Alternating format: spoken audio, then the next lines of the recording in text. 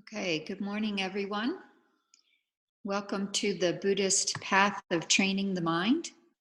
You can see on the chat, Felipe will remind you of some of the technical reminders that we need to make this as positive and smooth teaching as possible. So today we're going to talk about mind, meditation, and something called Buddha nature or Buddha potential. But before we start that, let's do some meditation. We'll do some motivation, and then we'll do some calm abiding, or what's called shamatha, or single pointed focus meditation. And I also, on the website, there's a link, and Felipe can put this up again, to the posture. It's a video describing the posture that you can watch at another time to just, it teaches about how to sit properly. But the main thing for sitting is that you have a straight back. So it shouldn't be too rigid, but it should still be upright. And the reason why we do this is that we want to stay awake and alert, even though we are relaxing in our meditation. So get as comfortable as you can with the straight back, and then relax your body.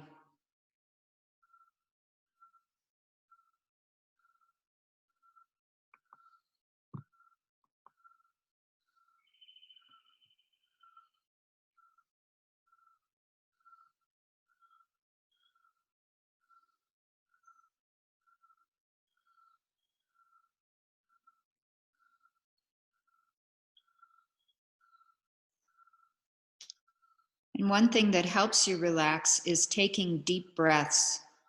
And the easiest way to get your lungs really full is to empty them out, squeeze as much as possible, as much of the air out of your lungs first, and then fill your lungs completely, all the way from the abdomen, all the way up to your throat. So as full as possible.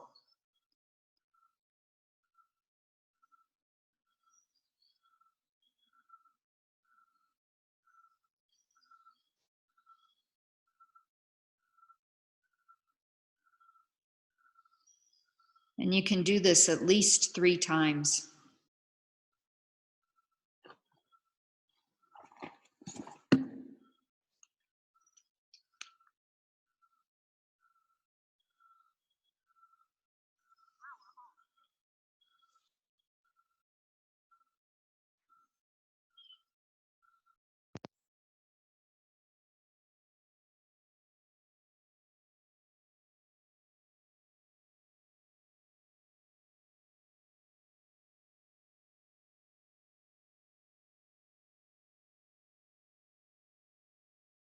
And then I'd like you to bring your awareness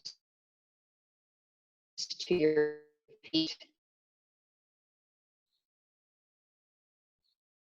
So thinking about your toes and your heels and the top of your feet, and allow them to relax as if they're in a warm bath.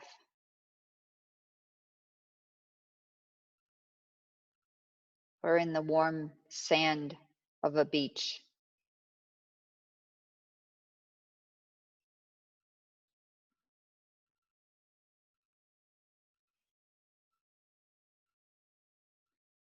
And allow this feeling of warmth and relaxation to move upwards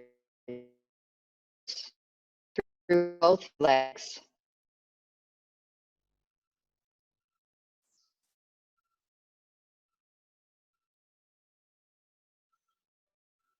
Feeling your knees and your thighs and your hips. Just settle.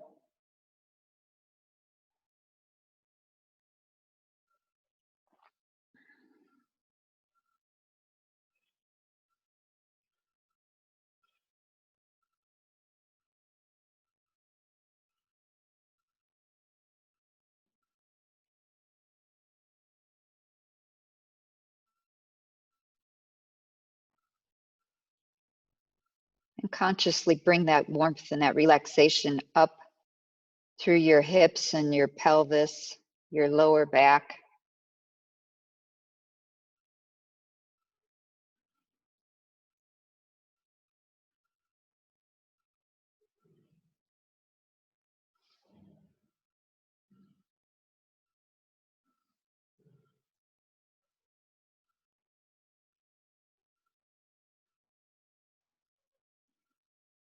Allow the stomach muscles to release and relax, feeling warmth.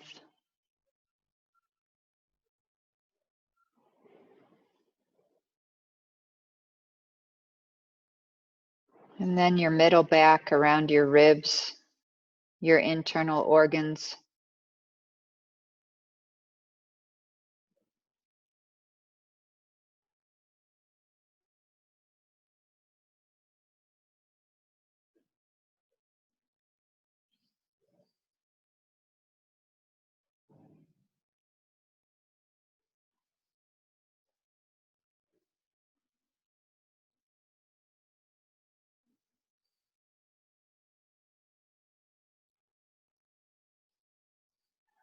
And then bring your awareness to your hands and do the same thing.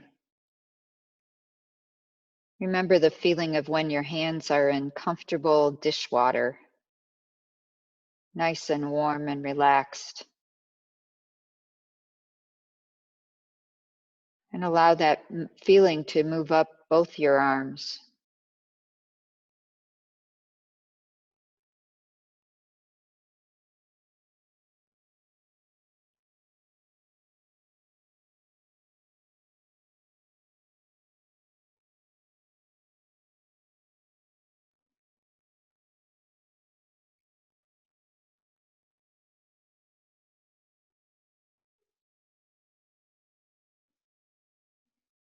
Into your shoulders and your upper back and your chest.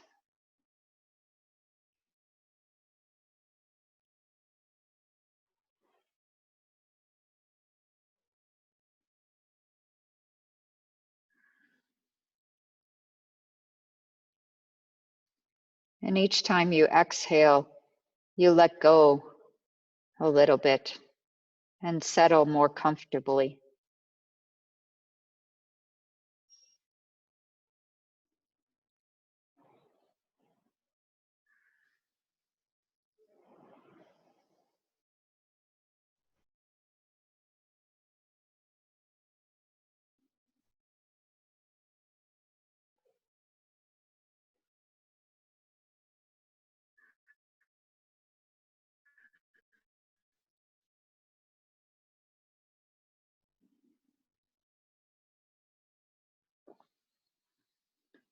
And then bring your awareness to the back of your head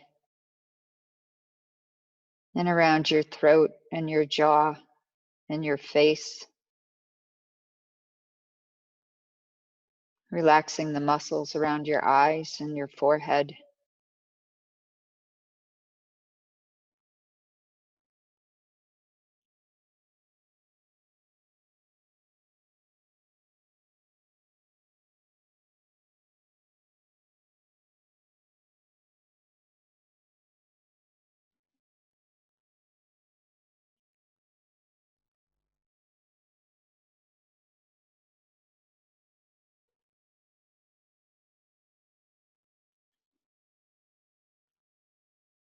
All the way up to the top of your head.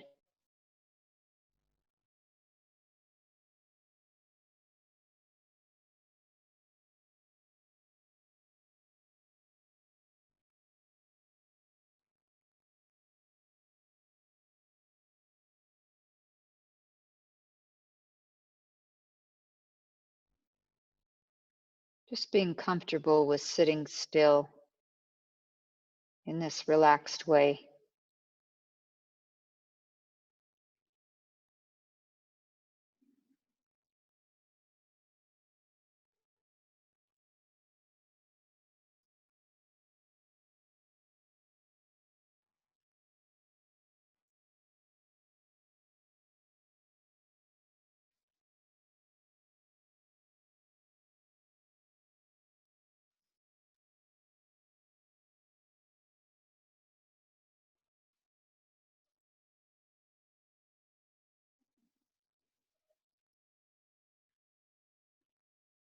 And then I'd like you again to bring to mind a positive motivation.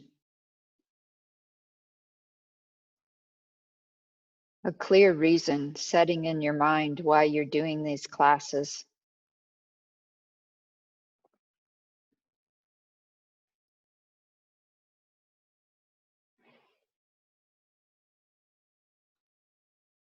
And making it as high and as wide as you can imagine.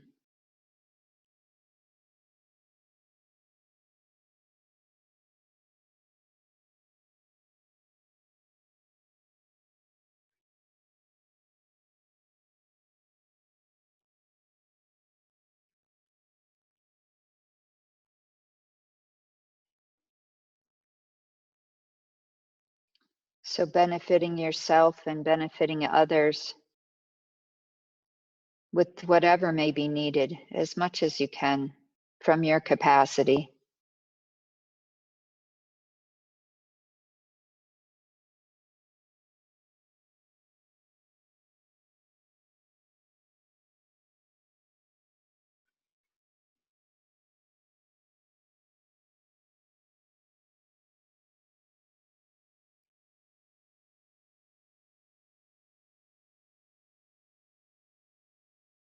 Having the attention that simply by working on your mind, you will benefit others who are suffering, who are going through difficulties. Because of the interdependence, we are all connected. And no action is too small to benefit ourselves and others. It has an effect.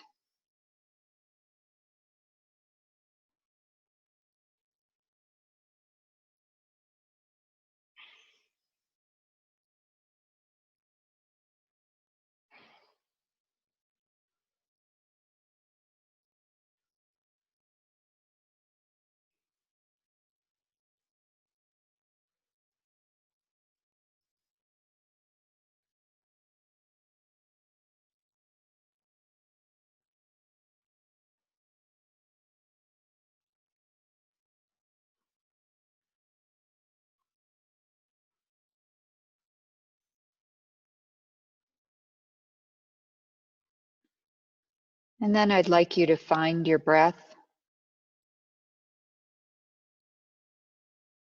So notice when you inhale, notice when you exhale, and see if you can't follow your breath through the whole thing, the whole cycle. All of the in-breath, all of the out-breath, and the gaps in between. So allow your mind to rest on the breath, just watching it, not doing anything different to it. Just noticing if it's long, if it's short,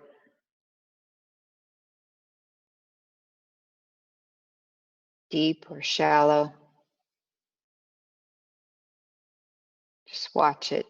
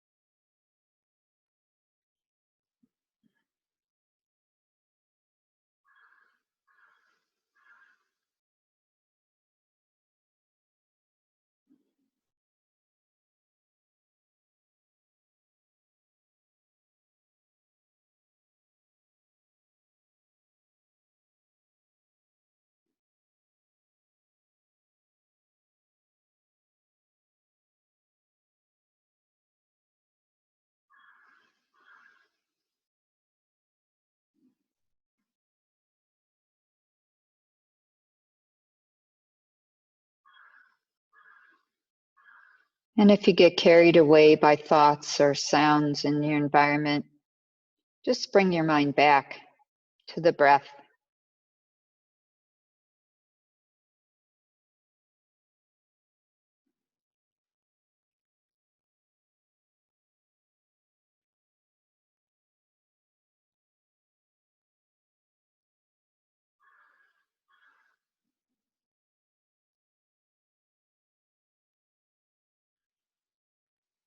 Allowing those thoughts and memories and ideas and fears just to float away.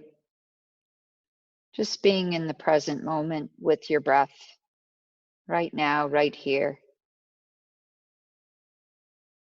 Because there's nothing else you need to do, nowhere you need to be.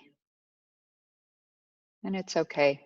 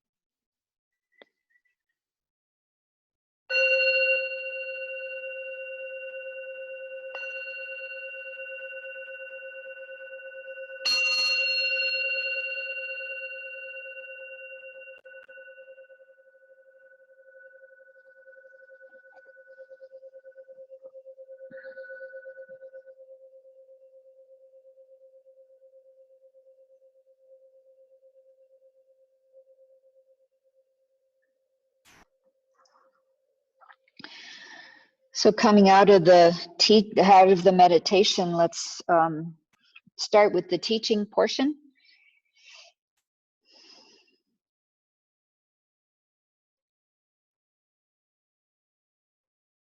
So it's interesting, the mind in Western science, it's only been studied very recently.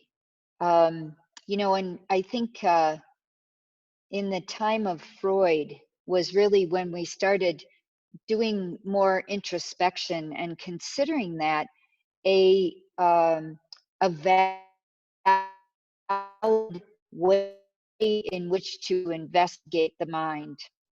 And even now, in many ways, cognitive psychology, cognitive science is considered in some ways a soft science because the mind cannot be studied directly. Science is so based on this, scientific theory of being able to replicate, being able to be checked out by, your peers, that they can replicate your experiment and verify your results.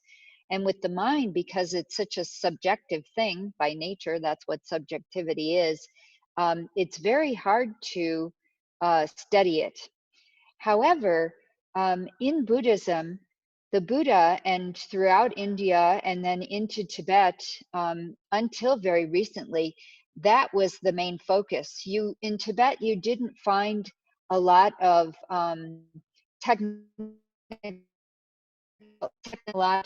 developments and scientific developments. In fact, it was considered backwards in some ways because the focus was very much on this internal exploration. And they developed a very specific, a very technical language related to different states of mind. For us, it's still pretty vague. We have a little bit of vocabulary around how to describe the different aspects of the mind in Western psychology, but in Buddhism they have a whole slew of ways to describe the different parts of the mind, the different levels, the different functions, and the techniques to work with it, to make it more flexible, to make it more trainable, by focusing on something that is fairly elusive. So yesterday I referred a little bit to how our states of mind in meditation are a little different from our normal sort of gross awake states of mind. There's an amazing book, and you can look this up, Felipe. It's called Altered Traits, And it's by Daniel Goleman, that's Goleman, and Richard Davidson. And they started studying meditation in around the early 1970s. They were graduate students, and when they started studying this, and thinking about doing scientific measurements of meditators, they were not mainstream. Definitely, they were kind of not encouraged. It was just something that was in mainstream science, wasn't particularly encouraged. So as a part of this research that they did, so this book outlines the research for the last 30, 40 years, something like that. And one of the things that they had to determine was what we call like a baseline, right? So our natural or our default mode network, I think it's the technical term, default mode network. And so it's what do our minds return to when we're not focusing them, when we're not trying to uh, work with them in any way. And what the Buddhists called it was a monkey mind. And what this means is that we're very distractible most of the time. We go between being, very excited, very moving from one object to another, very quickly distracted, over to completely being unconscious and asleep. And there's no real middle way that we get to. And so when we're awake with this constant movement of the mind that is very, hyper in some ways, it's very draining and it's very uncomfortable. And yet, going just to sleep, then we have no control over the mind. We have no way to, you train it or make it flexible or work with it. So what they learned was that our default mode network tends to be more like this excited kind of state. And when we start to develop meditative states, we start to be able to work within the mind in a way that we can direct it and focus it and relax it. So it becomes much more workable. When it's in this excited state, it's very pulled by external stimulus, like sounds and sights, and even internal stimulus of memories and habits and typical ways of thinking. And when in Buddhism, if we're trying to work with the mind as a way to increase our happiness, to decrease our difficulties in life, then we have to be able to work with it in some way. And so a meditative state makes our minds more workable.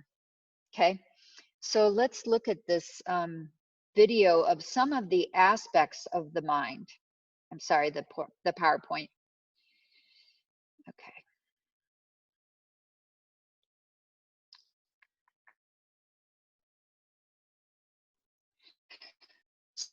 So some of the characteristics of the mind that in Buddhism are accepted. One thing about it, and this is what makes it so difficult to study, at least scientifically, is the fact that it is non-physical. Okay, so that means that it is not it's not something that we can see with our senses. We can't hear people's thoughts. We can't see people's minds. We can't even see our own mind. If we were to investigate it, we couldn't find edges or boundaries or colors or something like that of the mind itself. So it's not physical, but yet it exists. We have an experience of it. Okay, we, like I did with the experiment yesterday, imagining an apple. Okay, so we know that an apple. We can imagine an apple, and we know that the apple is in our mind. So we know that the mind actually exists, but it isn't something that is tangible with our senses. Okay, the second thing about the mind that it is clear like a mirror, in the sense that things can be reflected in it. Okay, so it doesn't. It's not. Let's see, foggy.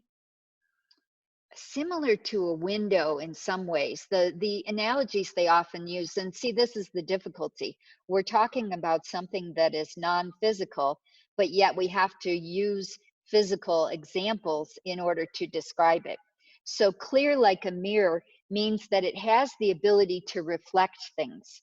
So like the apple example, we can imagine an apple. I can look at an apple and I can imagine an apple in my mind. And that's how it is clear, like a mirror.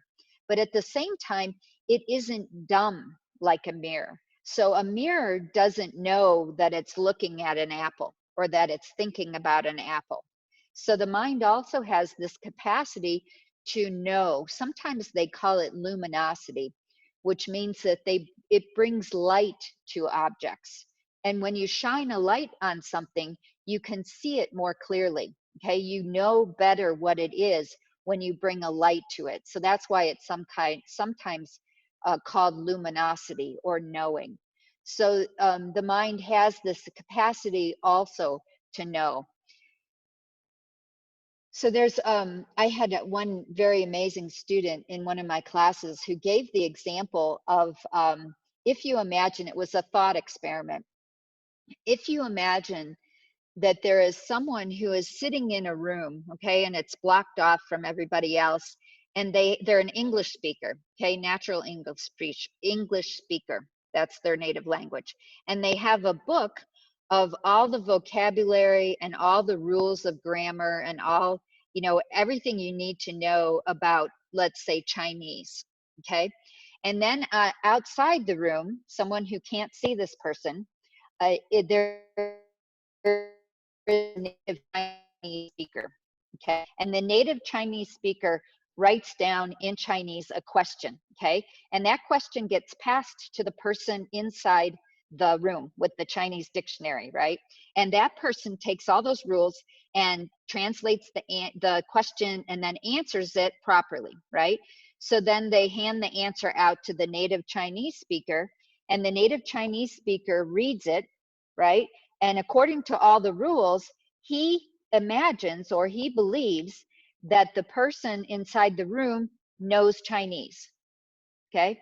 Now, if you ask the person inside the room if they know Chinese, they would say, no, I don't know Chinese. I just followed all these rules in this book. Okay.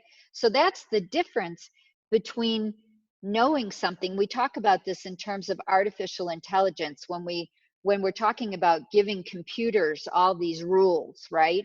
We can design a computer to follow all these rules and do these translations, but you can't really say that a computer knows what it's doing or has this awareness or this luminosity. Okay, so this is an example of where in this area of consciousness, we have this capacity within our mind to be conscious, to be aware, to know, to bring light to things. Okay, and that's another aspect of the mind that most other things don't have. So when we talk about sentient beings, things that actually know, that have consciousness, this is what we're talking about. Okay, so not only is it clear like a mirror, but it also has this capacity to know. Okay, the next aspect is that it changes from moment to moment. So our minds, and you can watch this, and I'm sure you already have if you have tried to meditate, the mind is constantly moving. It's, new things are coming into it. It goes from here, it goes to there. And it's never the same, okay? In the sense that my mind, when I was 5 years old, is a very different mind now that I'm in my 50s, okay? So even though we have this sense that there's some continuity, that there's a connection between my mind when I was 5 years old, just like there's a connection between my body when I was 5 years old. It's not the same, right? It's not the same mind and it's not the same body. And this change that happens, we'll see, is actually happening all the time. So in that way as well, it's not an absolute, a concrete, a set, a limited kind of thing. It has this capacity to grow and develop and be trained. And then the next one, the source of happiness, is this idea that that when we're happy, the source of our happiness is not in our external circumstances. And the example that they always give of this is that if you think about having someone who has everything, right? Who has, billions of dollars, and they have planes and boats and, nice houses and friends and, an excellent, job if that's what they want. They have everything they could want, and they aren't necessarily happy. Okay. In fact, the suicide rate is higher within more affluent countries. This is, has been shown. It's not necessarily true, of course, because different people have different minds, but it isn't directly related to having things, right? Being happy, because you can also find high levels of happiness in people who have nothing. And if you've ever been in a situation in your life where you had less, you may have actually been happier. Okay, because happiness is not dependent on our external circumstances.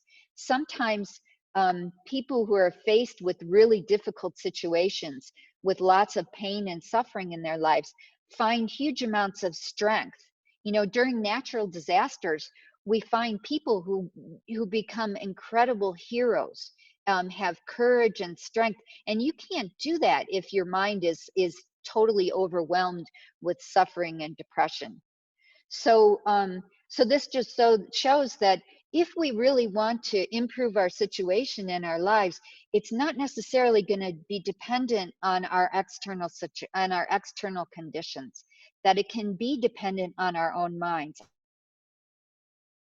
and how we work with our minds.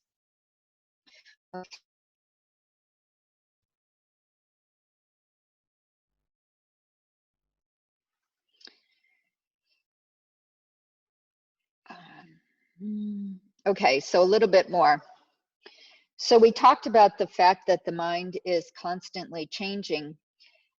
Within Buddhism, it is also considered to be beginningless.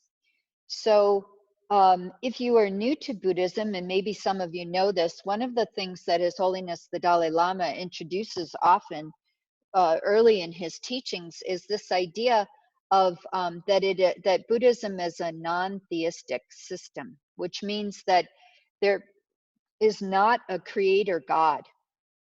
So no one being, no all-powerful being created us or the earth or our minds. And so then where did we come from, right? How did things start? And that's often the question, well, where was the beginning? So we have this concept of a beginningless continuum. So that's kind of hard to imagine. It's like imagining infinity, right? So infinity is very hard to imagine. How can you imagine uh, trying to, I can't even do it. I can't even describe it, right? And yet we have the concept, we can describe it, that infinity is something that is without limit. And it's the same with beginningless. And so I had one teacher who took me back and she said, okay, imagine your mind, earlier today, maybe when you first woke up.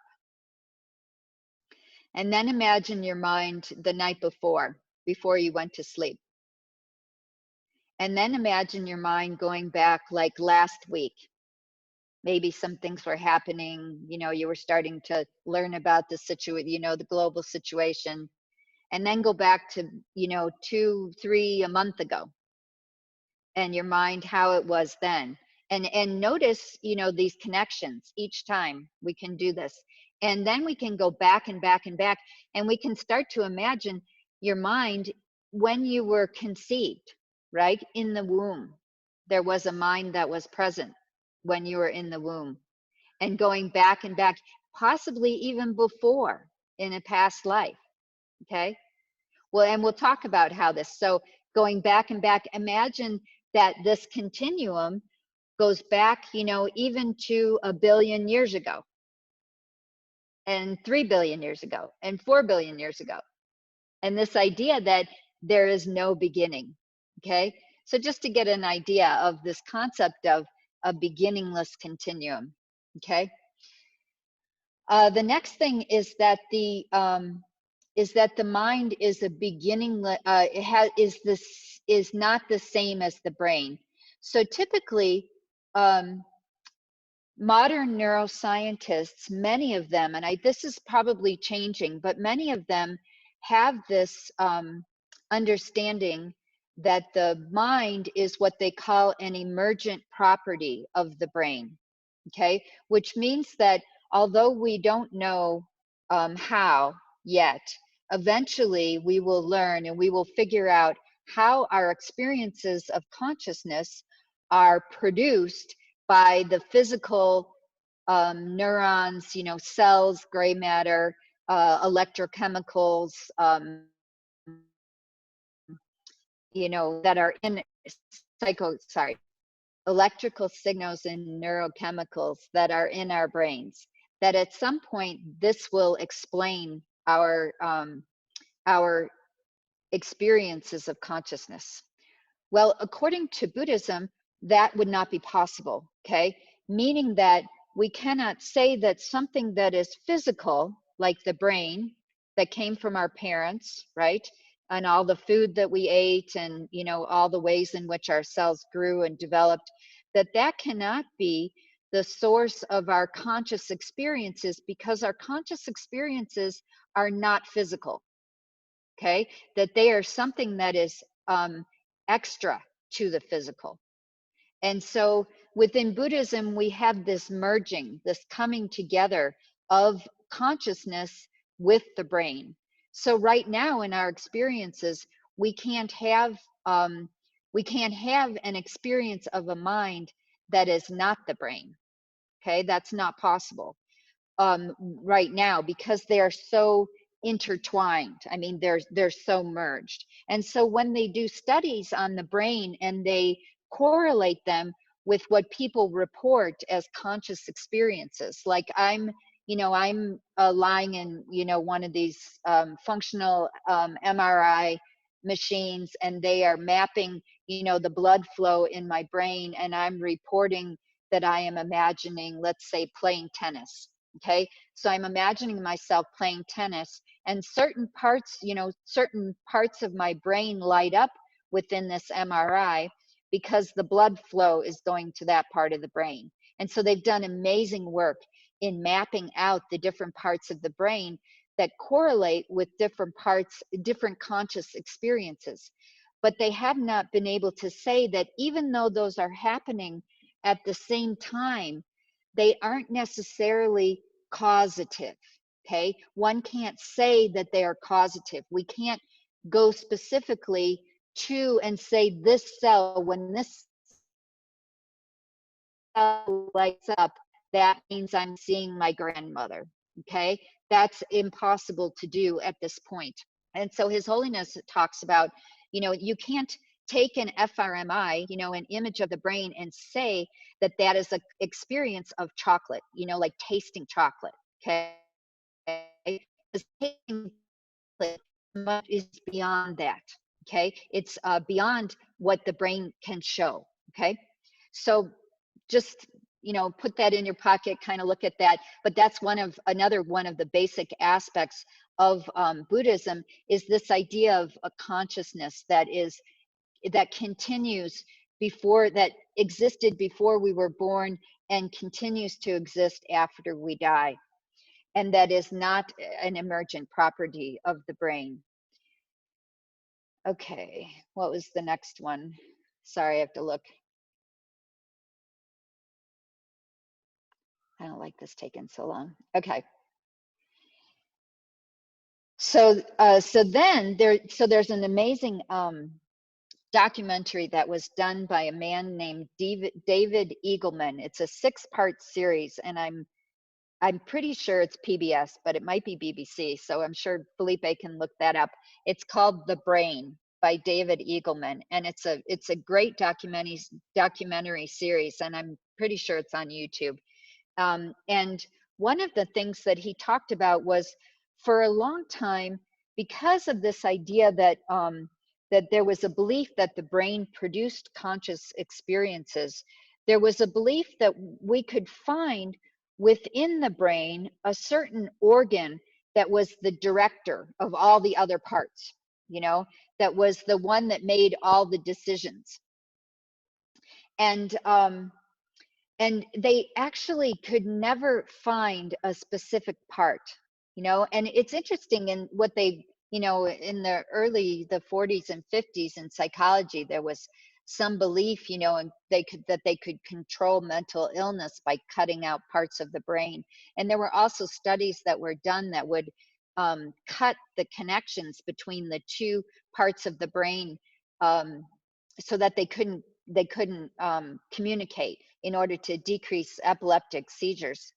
And so through some of these operations that were done, and through some of these studies that they did on these people who had these surgeries, they found that actually you could remove some parts of the brain and the brain could still function normally. So they never could actually find the single organ that was the controller or the owner or the director, okay, of all of our thinking. So this is also true in Buddhism. So in this documentary, back to this documentary, one of the things that he talks about, which is very interesting, is that our minds are very much like a big city, okay, in the sense that a big city operates without a single controlling entity.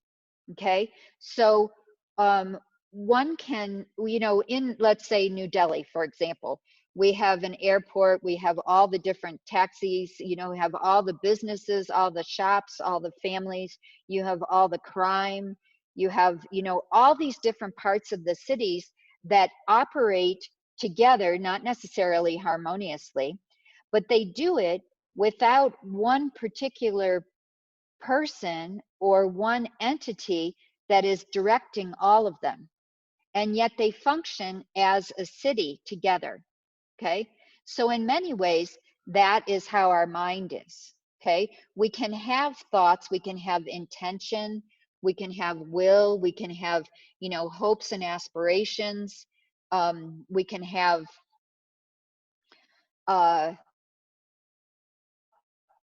you know, ideas about anything we can do, you know, imagine, we can have goals, and they don't necessarily have to have a single director, you know, or, and we'll talk about this more, a self. Okay, we'll have to talk about what a self is and what does Buddhism mean by selflessness. But first, just to correlate it with the mind, that the mind can function, all these different parts can function without there being some, you know, big I that is in there. Okay. And then the last one that I wanted to talk about parts,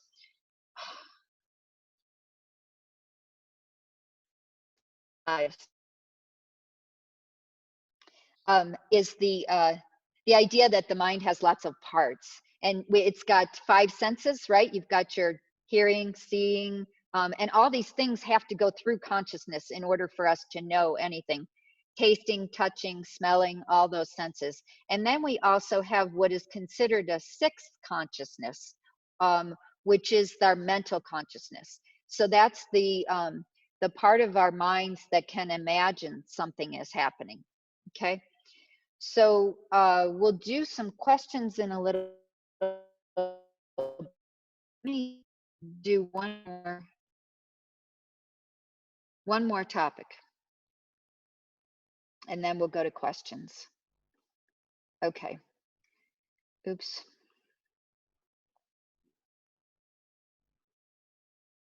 Okay, so this is the idea of a Buddha potential. So yesterday when I was talking about the story of the Buddha's life, I emphasized the fact that the Buddha really wanted he wanted us to focus not on him, but on the teachings. And the reason why this is because each one of us has this ability to be able to become a Buddha. And all our minds, in essence, are the same as the mind of a Buddha.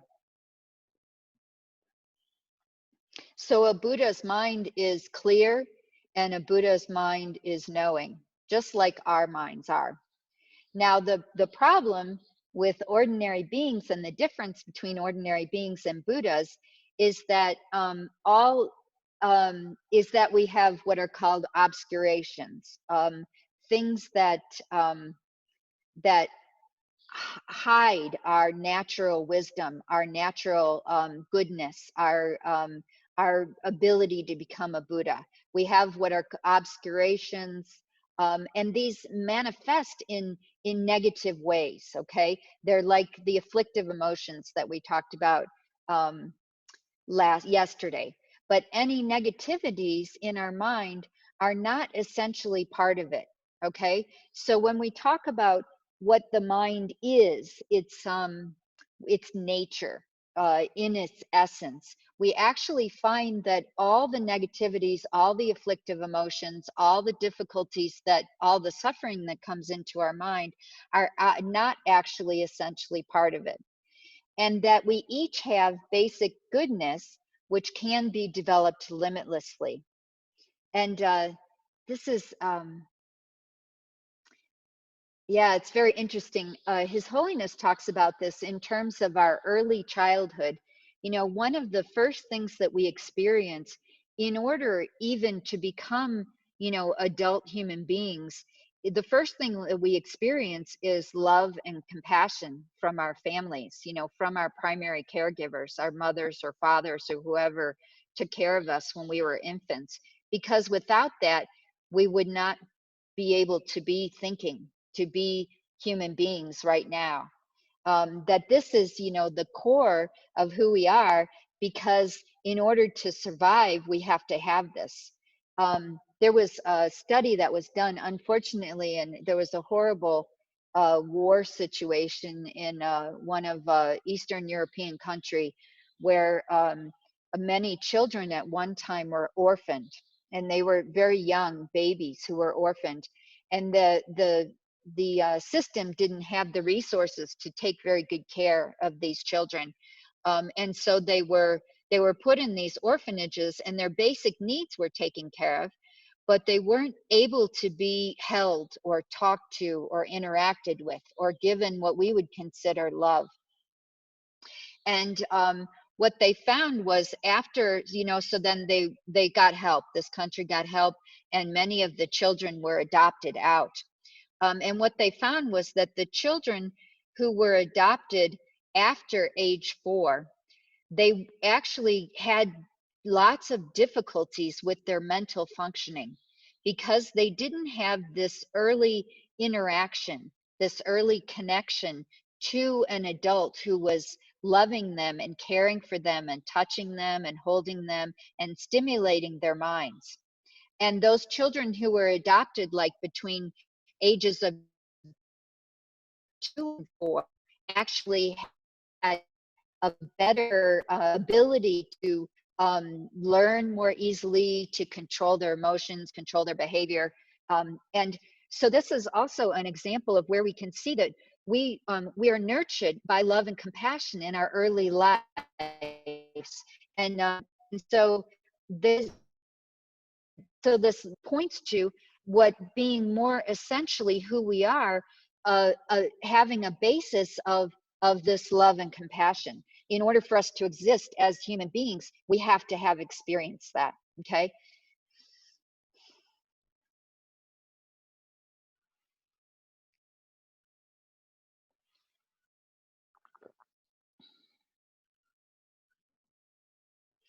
Okay, let's stop there. And we'll do some questions. I think we've got about 15 minutes, so maybe we can do some questions. So if you type in your questions, then Felipe will call on you and I can talk to you directly. And he'll unmute you.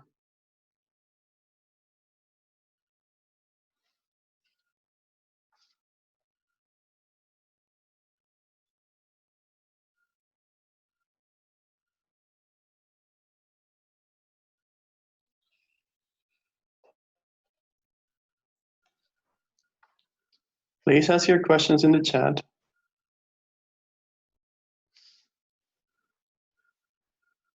Okay, there's one question here. Okay. Give me 1 second. Okay, Trisha Chandran, you can now ask your question out loud. Hi.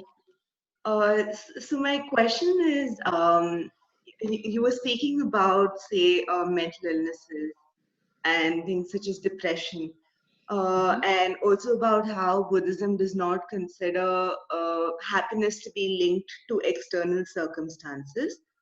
But say often mental illnesses like depression may be connected to uh, the external circumstances that you are in, or certain things that happen to you in your life which may be traumatic, or even basic endorphin levels or hormonal secretions in your body, and you treat it through medication, through psychiatric medication. So I was just wondering how, I was interested to know how Buddhism would look at mental illnesses per se, since it's so connected to the mind, which we want to master. Yeah. You know, when we've looked at mental illness from a Western perspective, what we've looked at are mostly these physical causes. So there has been an emphasis, I think, on early childhood experiences and physiological factors. And I'm not saying they don't have an impact. What I'm saying is that we haven't looked at how powerful the mind can be in these things.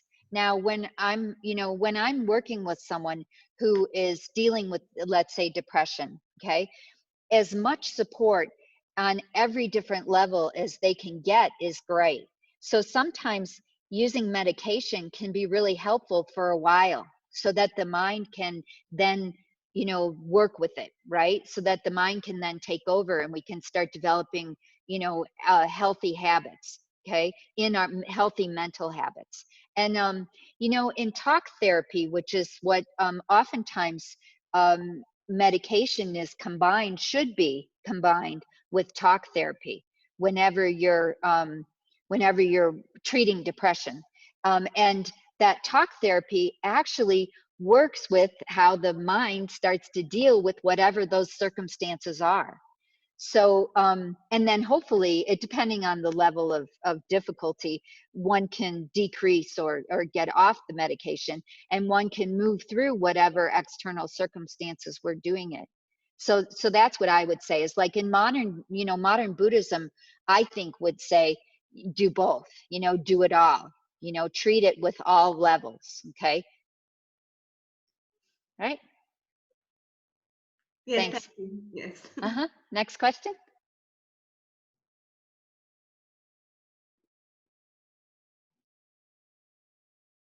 Okay, I have unmuted Victoria Reyes. You can now ask your question out loud. Hello, Drolma. My question is Victor. Hi, how are Victor. you? Yes. Hi. If the negative aspects are not part of the mind, from where do they arise? And if the mind is basic goodness, how does it recognize these as negative?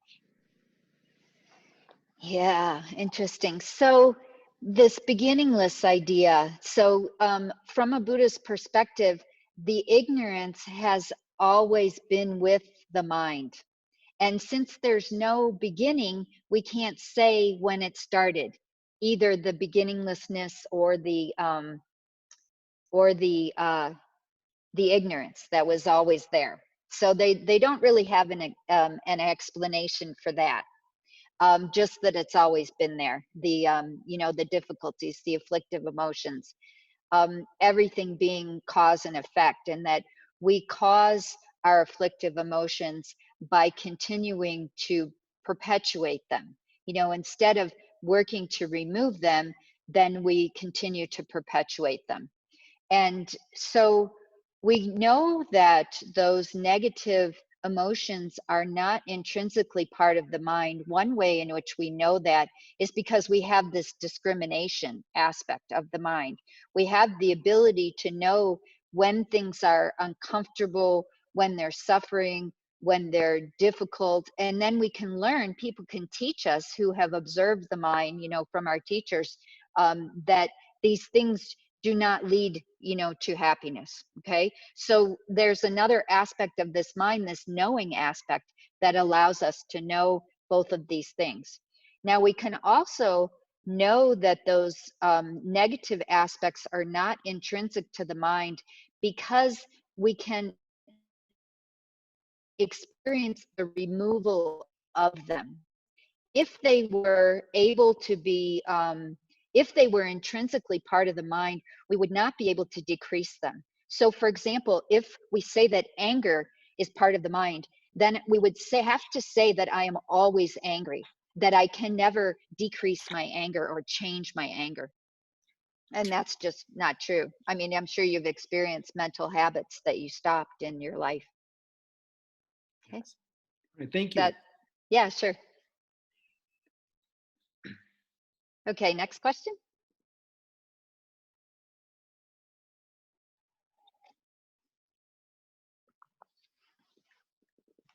I have unmuted Jyotsna, so you can ask your question now out loud. Good morning. Hi. Yeah, I just want to know that, you know, if we were existing as consciousness from the very beginning, how did creation come about? Since there is no creator, so how did creation come about? Is it that we Yeah. decided to choose physical form at some point, or how?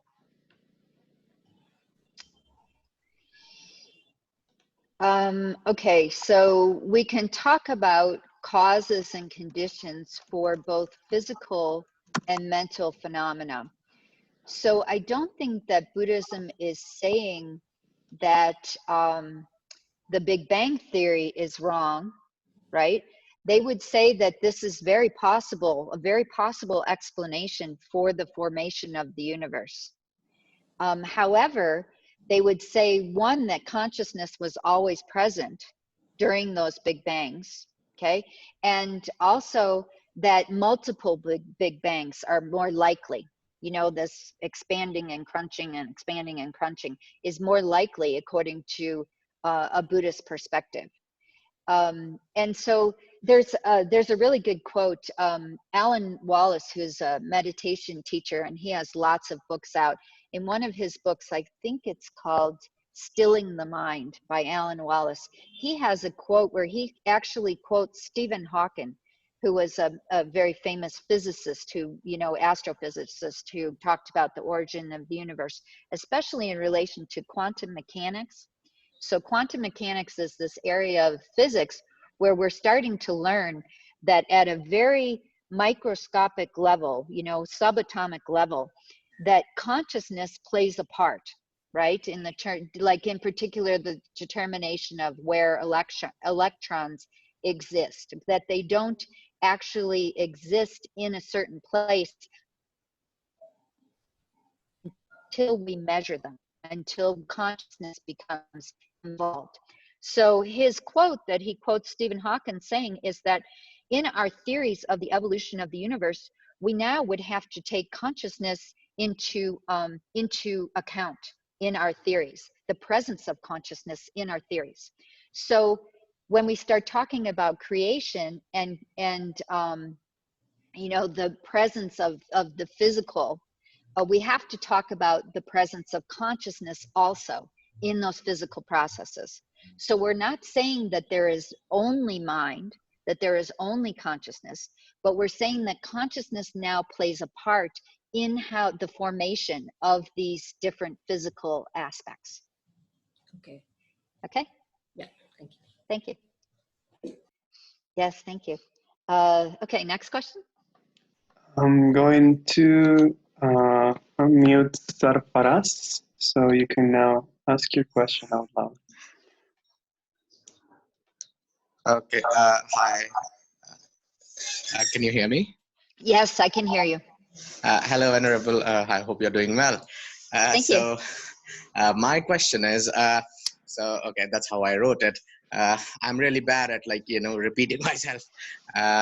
So the question is like I am a very prideful man, and there are other emotional vices that I see in myself, and I see that how that stops me from being happy and being and then there are some times when I can access it and can feel that happiness. So I know from contrast that of course there is a difference. So I just wanted you to suggest something, some sort of a read or books or some practice, so that I can work on these things one by one to eliminate them and to experience like real joy that I do experience sometimes, but I would like to increase its I don't have a good word, it's well, quantity.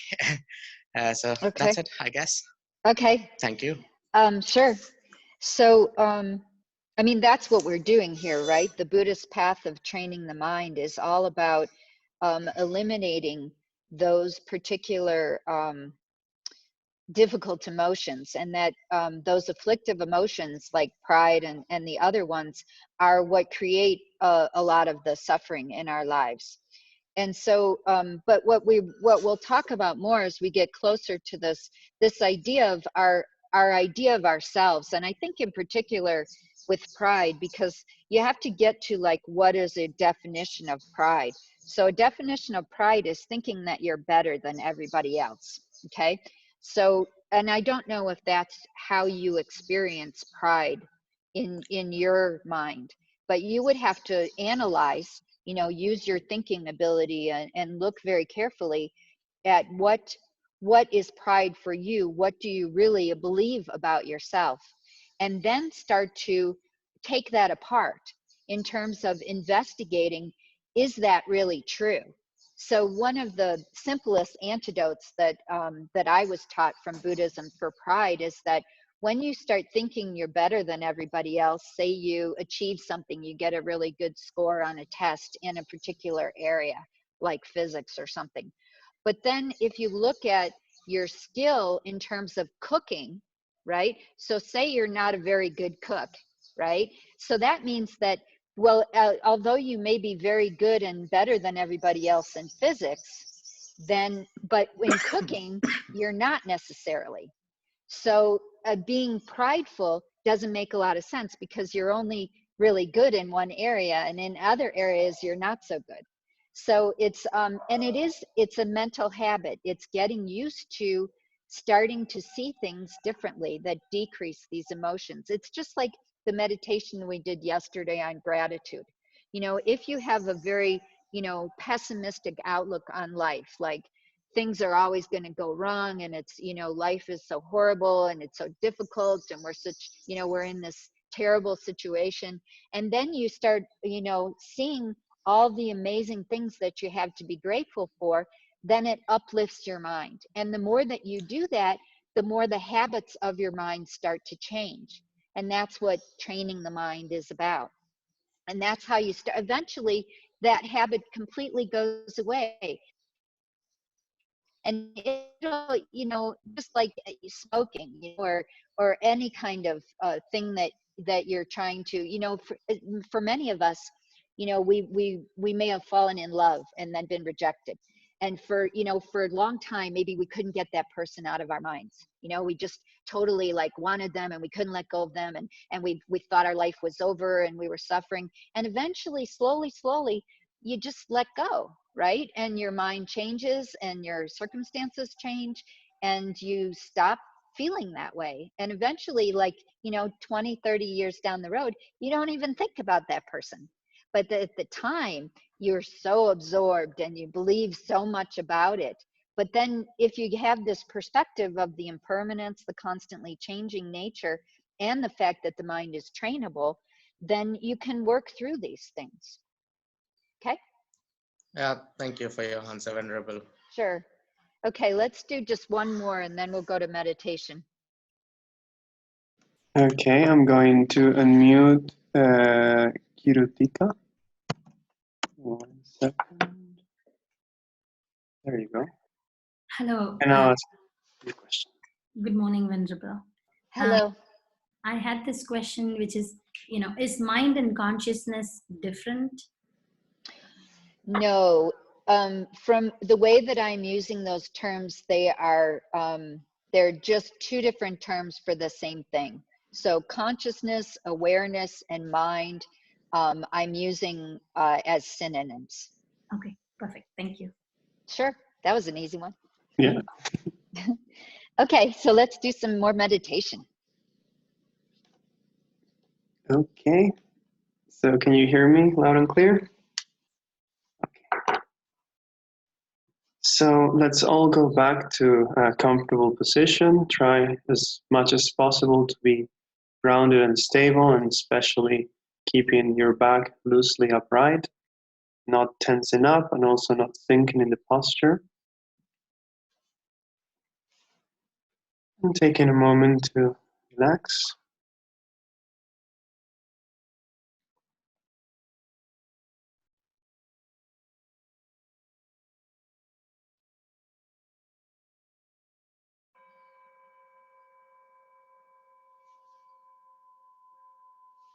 Allowing the sound of a bell to bring you back into the space of the body.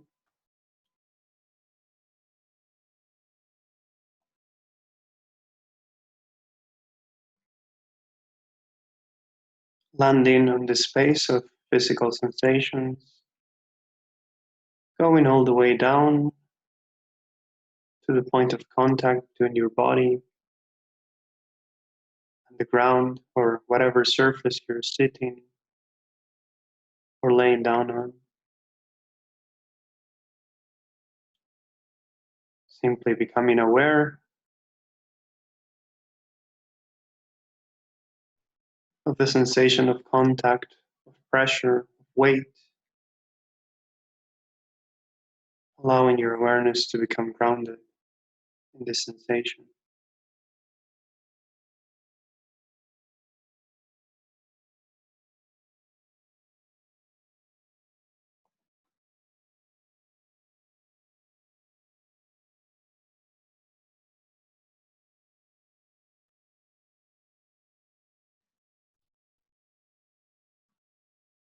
And as a gesture of loving kindness towards yourself, you can give yourself the luxury of 3 deep breaths, filling in your lungs to their full capacity with the in-breath,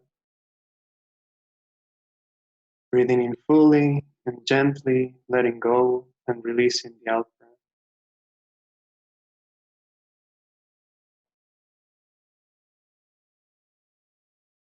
Breathing in calmness and breathing out worries and concerns. Breathing in, emphasizing relaxation. Breathing out tightness and tension.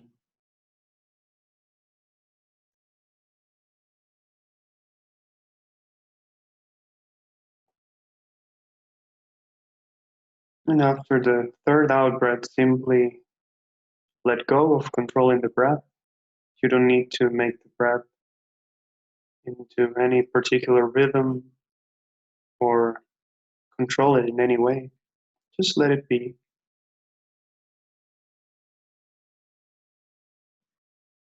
And simply bring your attention for a moment to the area of the abdomen. Notice how, as you breathe in and breathe out, the belly expands and contracts. And this creates physical sensations in this area, which you can actually experience. So just take a couple of minutes to synchronize body and mind in a state of calmness and relaxation by simply observing the breath for a moment.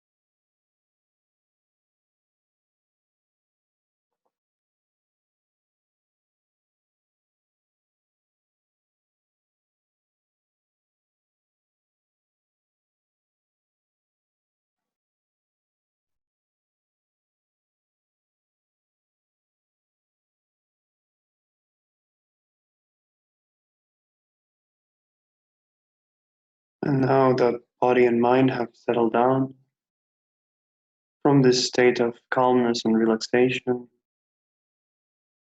you can start with the actual meditation.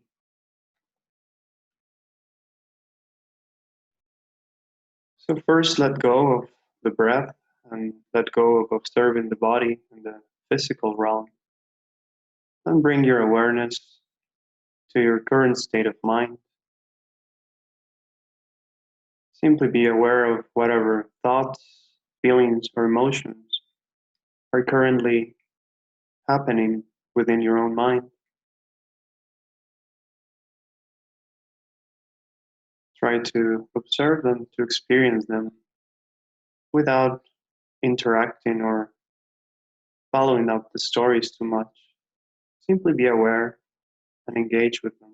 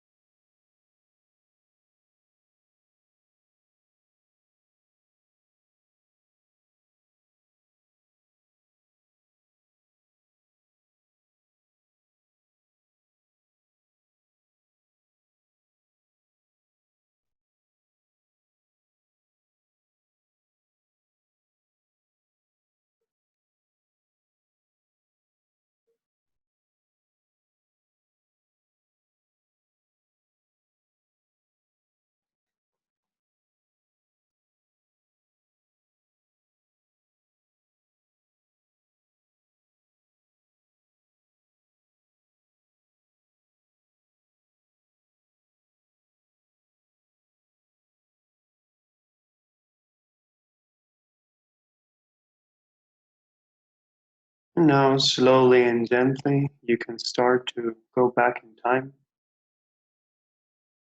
to the beginning of the day. For some of you, it might be late at night, and there's many things you've done today already. For some of us, it's early in the morning, but there's already some things that we can recall from before, when this session started, what we were doing before that.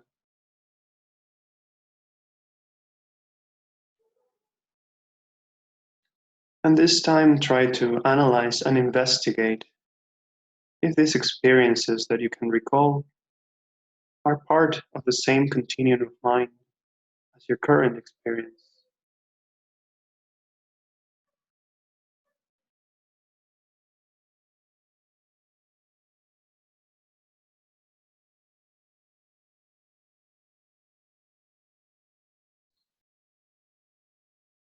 Check and see if you have a sense of continuity.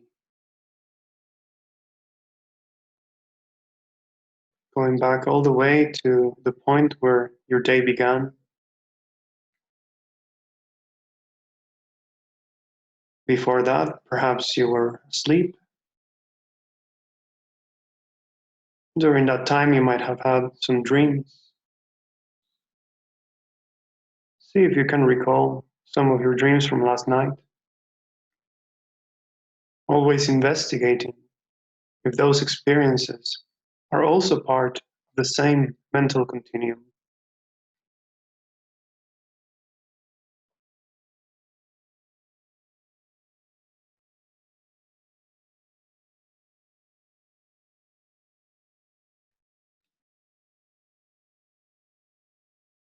And keep going back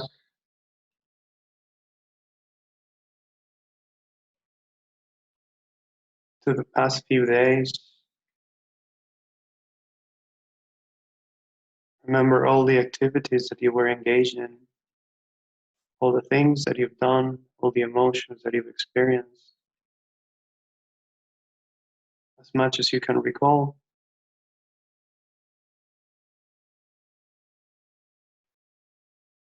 And checking every time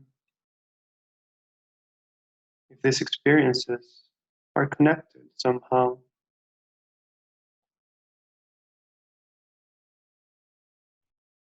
If they form a part of the same stream of consciousness.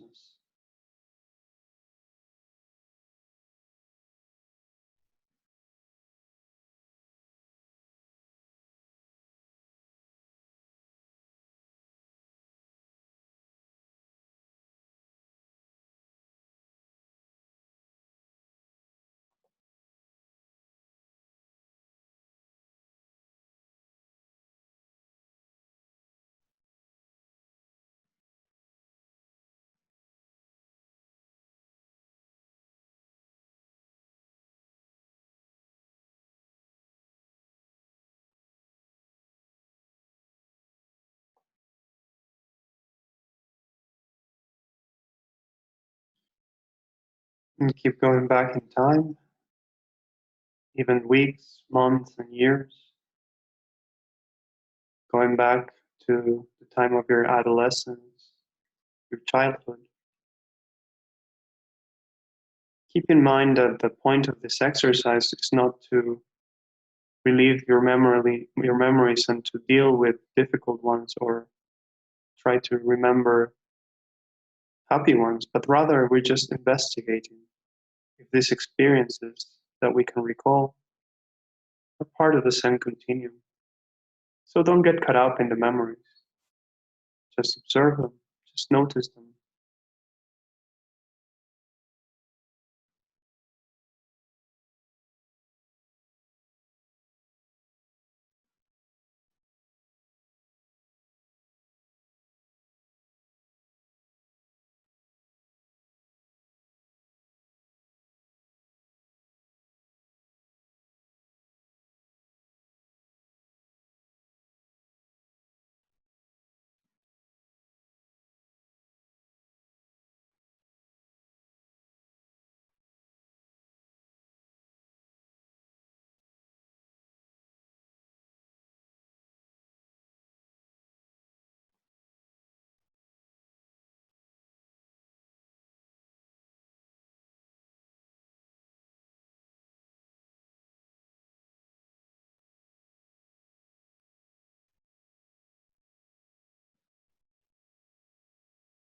Going back even to the point when you were a small child, and perhaps there will be things that you can't remember, but then you know that there are other things that you actually can remember.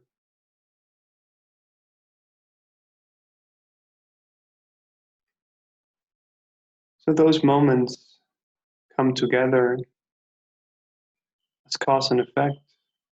The parts of your life that you can remember gave rise to those moments that you cannot recall anymore. The fact that you can't remember them doesn't mean that they didn't happen.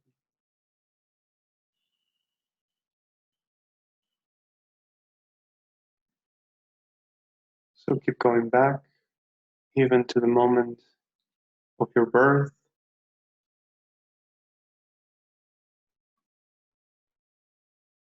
even to the moment of conception.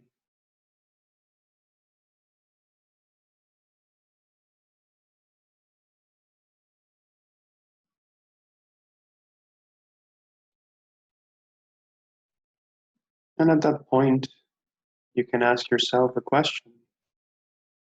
Where did the mind of this life come from?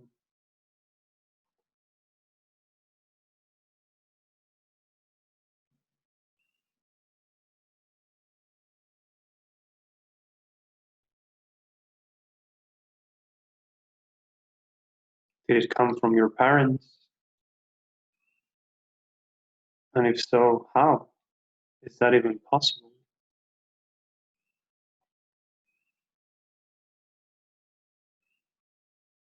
Or perhaps it came out of nowhere, without any causes, without any conditions.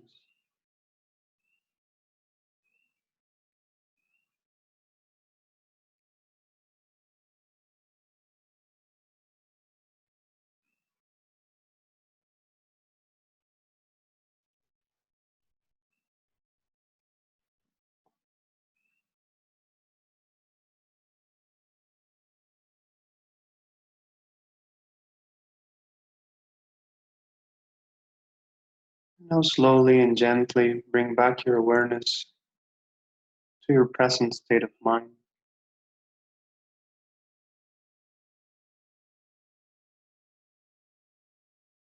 Once again, become aware of whatever feelings, emotions, or thoughts you're experiencing right now.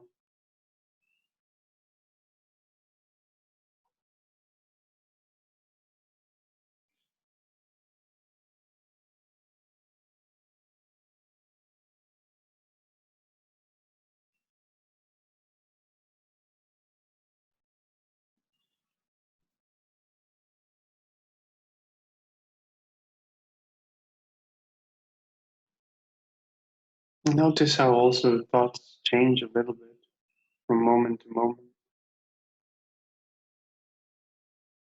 One moment giving rise to the next.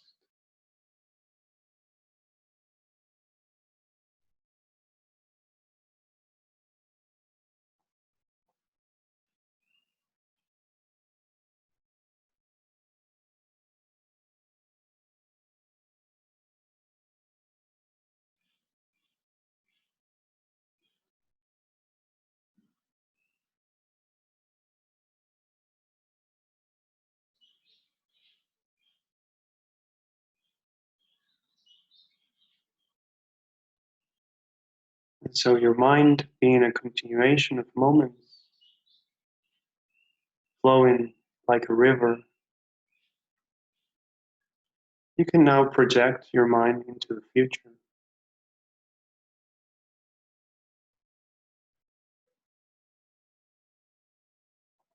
What will happen next week, in a few years? Up to this point, mind has given rise to another moment from the previous one.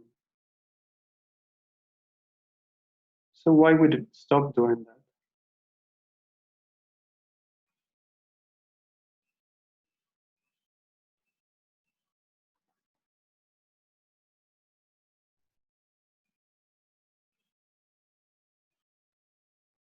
The continuation of thoughts, feelings, and emotions will go on.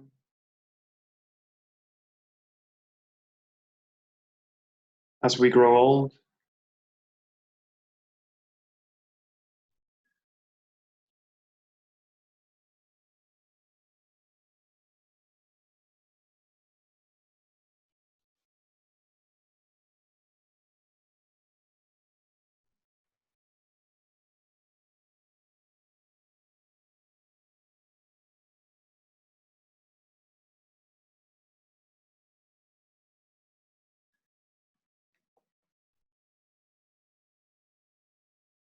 until we reach the end point of this life. And in that moment, what do you think will happen?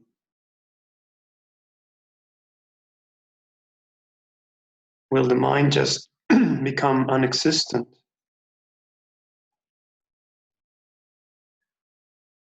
Will the continuum of mind, the stream of consciousness, suddenly be cut?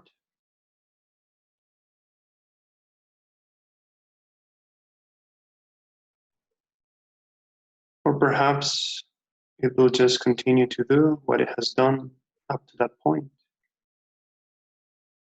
Each moment of mind giving rise to its effect, a following moment of mind.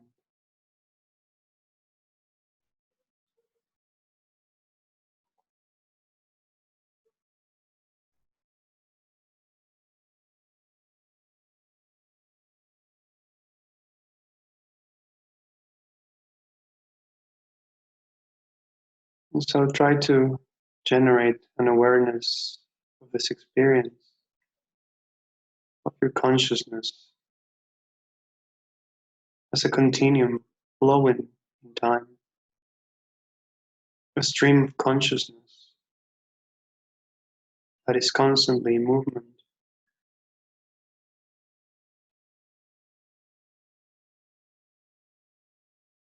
And simply stay for a moment with that experience.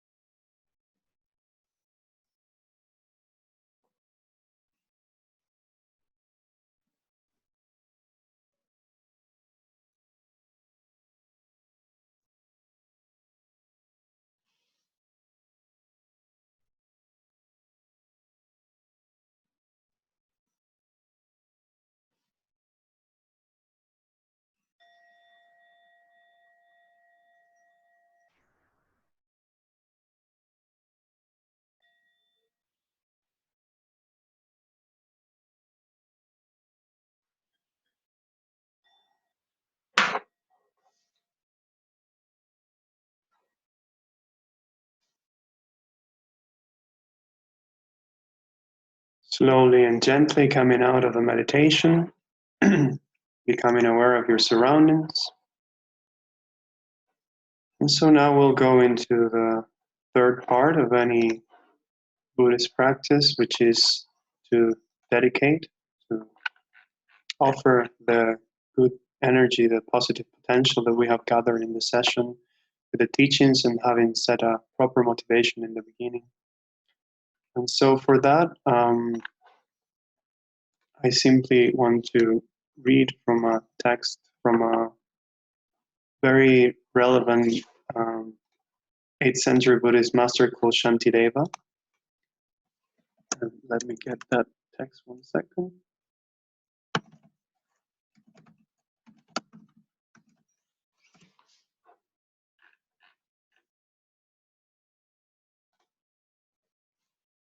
So keep in mind while reading these verses and to contemplate on their meaning, and especially some of the parts which are very relevant and pertinent to our current situation. And keep in mind to bring some people that you may know who are struggling or suffering with difficulties in their lives in this dedication, and to make it a point to wish them to be free of suffering and to have all the happiness.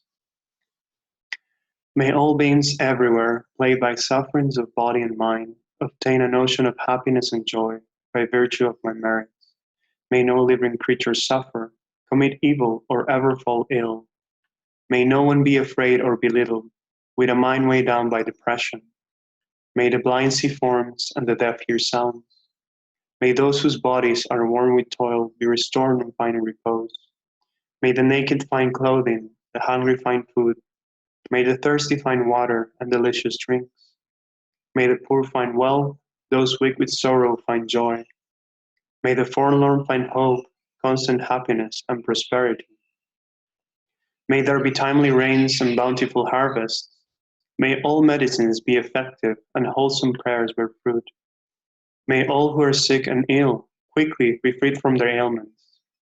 Whatever diseases are in the world, may they never occur again. May the frightened cease to be afraid, and those bound be freed. May the powerless find power, and may people think of benefiting each other. For as long as space remains, for as long as sentient beings remain, until then, may I too remain, to dispel the miseries of the world.